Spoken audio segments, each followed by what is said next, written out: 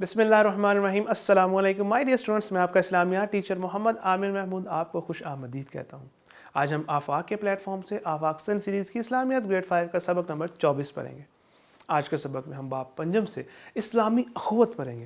آپ نے یہ ویڈیو لیسن مکمل توجہ کے ساتھ دیکھنا ہے تاکہ جب آپ اس کو کمپلیٹ کر لیں تو اس قابل ہو جائیں کہ اسلامی اخوت کا معنی مفہوم، اہمیت و فضیلت سمجھ سکے، اسلامی اخوت کے فوائد سے آگاہ ہو سکے اور روزمرہ زندگی میں اسلامی اخوت کو یعنی بھائی چارے کی جو فضا ہے اس کو قائم کر سکے۔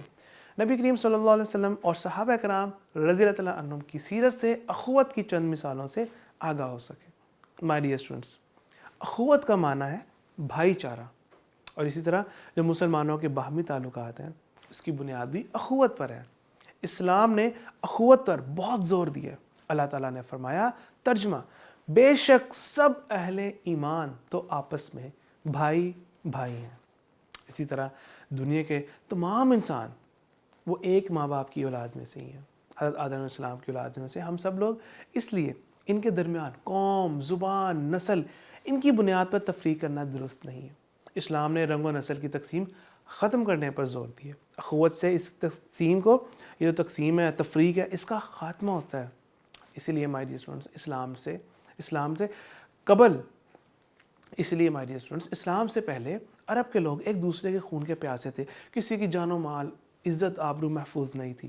ہجرت مدینہ کے بعد نبی کریم صلی اللہ علیہ وسلم نے انصار اور مہاجرین کے مابین عملی طور پر اخوت کا رشتہ قائم کیا، جسے مواخات مدینہ کہتے ہیں، اور ہم نے پچھلے اسباق پہ اس کا پڑھا ہے۔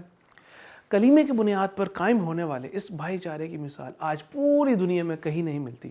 اس جیسی مثال نہ کبھی پہلے تھی، نہ کبھی بعد میں آئی، نہ قیامت تک ہوگی۔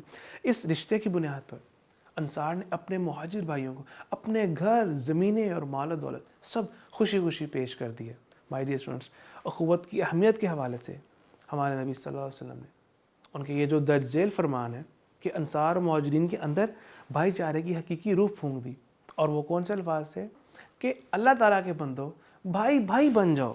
حضرت سلمان فارسی رضی اللہ عنہ ایران کے رہنے والے تھے، حضرت بلال رضی اللہ عنہ حبشہ سے تعلق رکھتے تھے، حضرت زید بن حارثہ رضی اللہ عنہ رسول اکرم صلی اللہ علیہ وسلم کے آزاد کردہ غلام تھے، مگر اب یہ سب اس نئے معاشرے کے معزز ترین لوگوں میں شمار ہوتے تھے۔ کس بنا پر؟ اخوت کی بنا پر۔ مائی ڈیئر اسٹوڈنٹس، اسلام کا جو یہ تصور اخوت ہے کہ مسلمان ایک لری کی مانند ہے، ایک لری کی، رشتہ ایمانی اول ہے، باقی سب رشتے بعد میں ہیں۔ ایمان کی بنیاد پر ہم سب ایک ہیں۔ ہمارے نبی صلی اللہ علیہ وسلم نے مسلمانوں کو ایک جسم کی، ایک باڈی کی مانند قرار دیا۔ گویا اسلامی اخوت کا تقاضا یہ ہے کہ ایک مسلمان دوسرے مسلمان کی جان، مال، عزت و آبرو کی حفاظت کرے، جیسے وہ جو اپنے لیے پسند کرتا ہے وہی اپنے مسلمان بھائی کے لیے پسند کرے۔ ہمارے نبی صلی اللہ علیہ وسلم نے فرمایا، مومن آپس میں ایک عمارت کی طرح ہے، ایک بلڈنگ کی طرح ہے کہ اس کا ایک حصہ دوسرے کو طاقت دیتا ہے۔ ہمارے نبی صلی اللہ علیہ وسلم نے اس حوالے سے مزید فرمایا، تمام انسان برابر ہیں، کالے کو گورے پر، گورے کو کالے پر، عربی کو اجمی پر، اجمی کو عربی پر، کوئی فضیلت حاصل نہیں۔ اللہ تعالیٰ کے نزدیک وہی بہتر ہے جو زیادہ پرہیزگار ہے۔ مائی ڈیئر اسٹوڈنٹس، اسلامی عبادات کس طریقے سے اسلامی اخوت کا مظہر ہے، ایک پکچر ہے، ریالٹی، جو کہ نماز جب ہم پڑھتے ہیں مسجد میں جا کر جماعت کے ساتھ تو ایک ہی صف میں کھڑے ہوتے ہیں، کوئی اس میں کوئی اچھے عہدے کا بندہ ہے، کوئی جس کے پاس کوئی عہدہ بڑا ہے یا اس کا کوئی رینک زیادہ ہے، وہ مالدار ہے، کوئی غریب ہے، کوئی فلاں قبیلے سے ہے، وہ تمام لوگ ایک ہی صف میں کھڑے ہو کے نماز پڑھتے ہیں۔ یعنی کہ وہاں پہ کسی قسم کی کوئی یونیکنیس، کوئی الگ سیپریٹ چیزیں نہیں ہیں، سب کوئی بڑا چھوٹا، عمر میں بڑا چھوٹا یا عہدے میں بڑا چھوٹا، یا کوئی کسی بڑے قبیلے کا ہے یا کسی چھوٹے، تمام ایک ہی ہو جاتے ہیں۔ دنیا بھر کے مسلمانوں کا ایک ہی مہینے میں ایک ہی طریقے سے روزے رکھنا، یہ بھی اسلامی اخوت کی نشانی ہے۔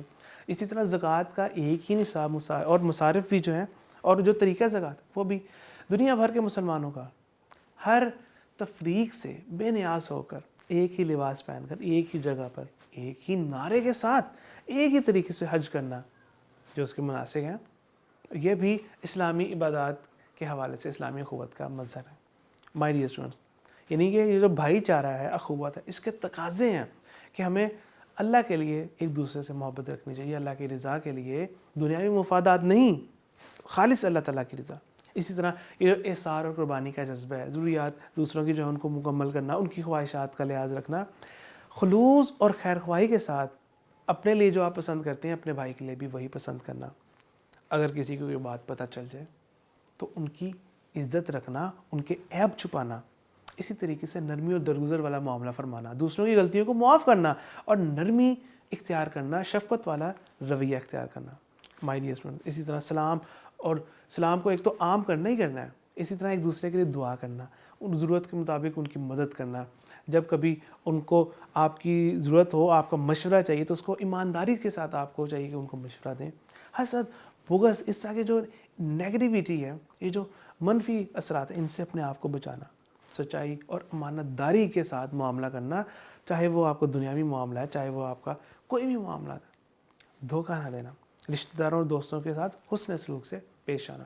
جب آپ اخوت کے ان تمام اصولوں کو اپنائیں گے تو اس کی آپ کو بے شمار برکات نصیب ہوگی، اخوت کے بے شمار فائدے بھی نصیب ہوں گے کہ اتحاد اور اتفاق کی فضا معاشرے میں قائم ہوگی، سکون نصیب ہوگا، اطمینان نصیب ہوگا، قربانی اور اثار کا جذبہ مزید پیدا ہوگا، دلوں میں عزت و تکریم ہوگی، آپس میں ایک دوسرے کے لیے الفت و محبت جیسے جذبات پیدا ہوں گے، اللہ تعالیٰ کی رضا نصیب ہوگی، اور اللہ تعالیٰ کا قرب کا یہ جو حصول ہے اس کا بہترین ذریعہ ہے اخوت۔ آپ نے آج کے سبق کے حوالے سے یہ ایکٹیویٹی کرنی ہے، آپ نے ویڈیو کو سٹاپ کرنا ہے، جب نشانات لگا لیں اس کے بعد آپ نے دیکھنا ہے کہ آپ کے جوابات یہی ہیں، درست جواب پر آپ کو شاباش، اور اگر کوئی جواب غلط بھی ہے تو کوئی بات نہیں، اپنی اصلاح کیجیے۔